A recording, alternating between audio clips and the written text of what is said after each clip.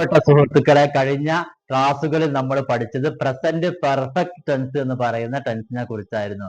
അതിന്റെ ഉപയോഗം എങ്ങനെയാണെന്ന് പഠിച്ചു, അതിന്റെ സെന്റൻസ് എങ്ങനെ രൂപീകരിക്കണം എന്ന് പഠിച്ചു, അതിലൊരു ചോദ്യം എങ്ങനെ ചോദിക്കണം, നെഗറ്റീവാക്കി എങ്ങനെ പറയണം, അതിലൊരു ഉത്തരം എങ്ങനെ പറയണം എന്നൊക്കെയുള്ള കാര്യങ്ങൾ നമ്മൾ പറഞ്ഞു കഴിഞ്ഞു. ഇനി അടുത്തതായിട്ട് നമ്മൾ പറയാൻ ഉദ്ദേശിക്കുന്നത് പ്രസന്റ് പെർഫെക്റ്റ് കണ്ടിന്യൂസ് ടെൻസ് എന്ന് പറയുന്ന ടെൻസിനെ കുറിച്ചാണ്.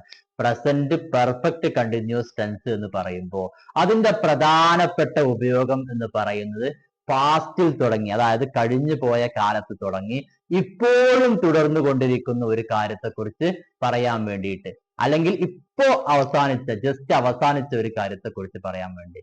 ഇവിടെ ശ്രദ്ധിക്കേണ്ട കാര്യം, ഇവിടെ സമയത്തിന് ഫോക്കസ് ചെയ്തുകൊണ്ടായിരിക്കും പറയുക എന്നുള്ളതാണ്. അപ്പോ ഒരു ഉദാഹരണം നമുക്ക് നോക്കാം. ഇവിടെ കഴിഞ്ഞ ഒരു മണിക്കൂറായി ഞാൻ നിന്നെ കാത്തിരിക്കുകയായിരുന്നു. കഴിഞ്ഞ ഒരു മണിക്കൂറായി ഞാൻ നിന്നെ കാത്തിരുന്നു കൊണ്ടിരിക്കുകയാണ് എന്ന് പറയുമ്പോൾ അതിന്റെ അർത്ഥം എന്താണ്?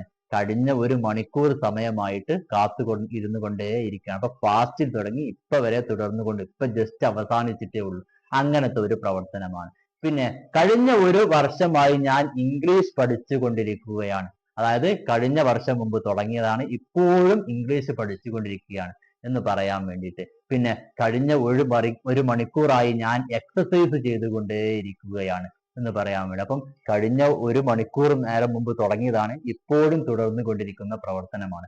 അത്തരം കാര്യങ്ങളെ കുറിച്ച് പറയാൻ വേണ്ടി പ്രസന്റ് പെർഫെക്റ്റ് ടെൻസ് ഉപയോഗിക്കും.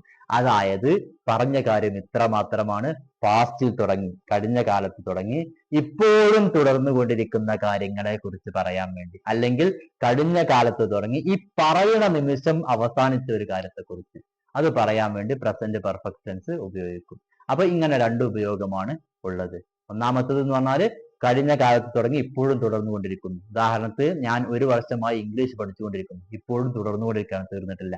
ഇനിയോ കഴിഞ്ഞ ഒരു മണിക്കൂറായി ഞാൻ നിന്നെ കാത്തിരുന്നു കൊണ്ടിരിക്കുന്നു. അപ്പൊ ഒരു മണിക്കൂറായിട്ട് കാത്തുന്നു, അപ്പൊ ആള് വന്നപ്പോൾ എന്ത് ചെയ്തു, അത് തീർന്നു, അയാളോട് പറഞ്ഞപ്പം ആ പരിപാടി അവിടെ ക്ലോസ് ആയി. അങ്ങനത്തെ ഒരു പരിപാടിയെ കുറിച്ച് പറയാനും പ്രസന്റ് പെർഫെക്റ്റ് കണ്ടിന്യൂസ് ടെൻസ് ഉപയോഗിക്കും എന്നർത്ഥം. ഓക്കെ.